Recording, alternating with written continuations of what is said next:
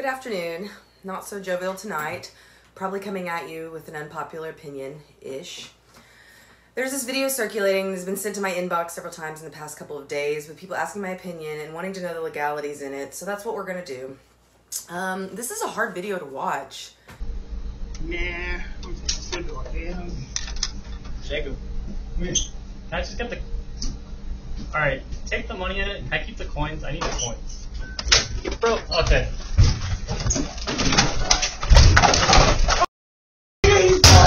I'm dead! I'm dead.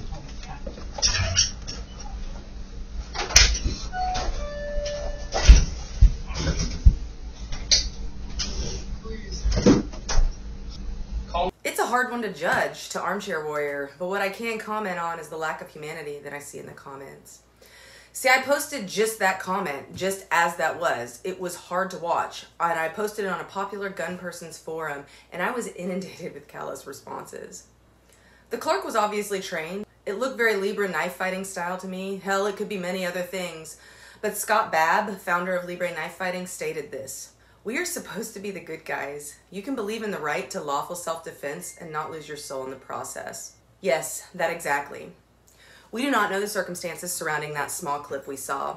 What we did see is a thief hopping over a store counter and then likely died by being stabbed multiple times by the clerk who charged him. I was called a bleeding heart and asked, "Did you cry?" Yes, maybe I am, and you know what? Yes, I did. It is a sad state in which the supposed good guys rejoice grotesquely in a death that way. For all we know, that could have been a 14-year-old in a mask who made a poor decision that day that cost him his life, and I guarantee you it altered the life of that clerk. Because see, here's what I'm struggling with, me, and this is just based off of the clip, at my size and gender, and I'm truly not judging that clerk. I was not there, and I do not fully know if he was truly in fear for his life. And in my courses, I talk about how you do not legally have to wait for a person to assault you in order to prove that your life was in danger. However, there is the second part of it.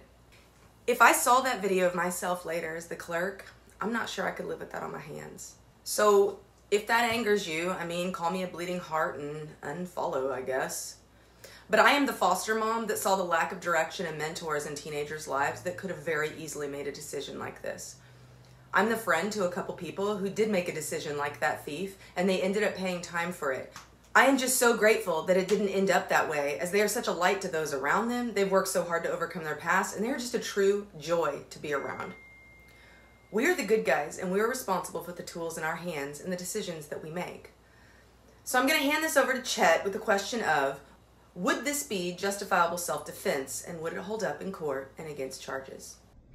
Hey, what's up? Yeah, very happy to answer this question. It really is a very tough video to watch, and what I would say about the facts in this case is what we would call in criminal trial world a very triable case. A triable case is a case where it could go either way. It really does depend a lot on what jury you get, kind of how you're able to appeal to the emotions of a jury, but you know, most cases tend to lean very hard in one direction or another. This is a very triable case. However, I do have an opinion on what the correct answer is, or at least how I would vote if I were a member of the jury, most likely. Also, what charging decision I would make if I was the prosecutor. I think most likely, once again, not dealing in absolutes. We in the legal field deal with likelihood and probability mostly.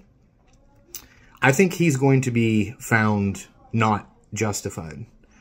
I think there's a strong likelihood that he would be convicted of a crime, and here's why. Yes, you can use deadly force to protect against imminent death or serious bodily injury. So I'm going to take this one by one. Just doing that analysis, right? The question is, was he in fear of imminent death or serious bodily injury? Well, the guys who were in there, they took the cash off the counter.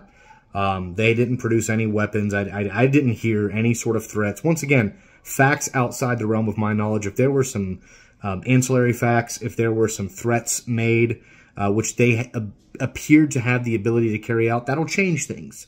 I'm just going off of what I saw in the video. No weapons produced, no aggressive posture being taken against the worker. no assaultive action taken to him. When they jumped over the counter, they were not jumping to him. It looked like they were jumping to do like a grab and dash, where they grab some stuff and get out of the store. The clerk is the one who went to the thieves. The thieves weren't coming to the clerk. So any sort of physical proximity would have been created by the clerk. You also look at his voice and demeanor as he's talking to these guys.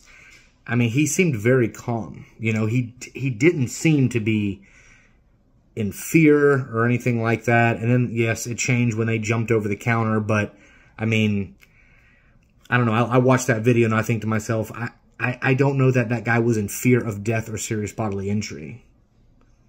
Now, you're going to say, oh, but he's protecting his... You're not allowed to use deadly force to protect property in this country. That's across the board. What this case is going to come down to is whether in that particular state they had a statute that authorizes deadly force to prevent the commission of a forcible felony. And in this case, the felony would have to be burglary, because I don't see... A robbery did not occur. A robbery is essentially a theft which is accomplished through force or threat of force. So it would have to be burglary, because theft is not a forcible felony. It's only a felony if it's over a certain amount, but by definition, theft is not forcible. So it'd have to be burglary. So their definition of burglary would have to be broad enough to include the actions that took place here. So if their state statute allows deadly force to prevent a forcible felony, and burglary is a forcible felony in that state, and their state statute would include these actions in the burglary statute, then maybe he's got a shot. I think that's far-fetched, so I think in all likelihood, I think there's a strong possibility that he'll be convicted.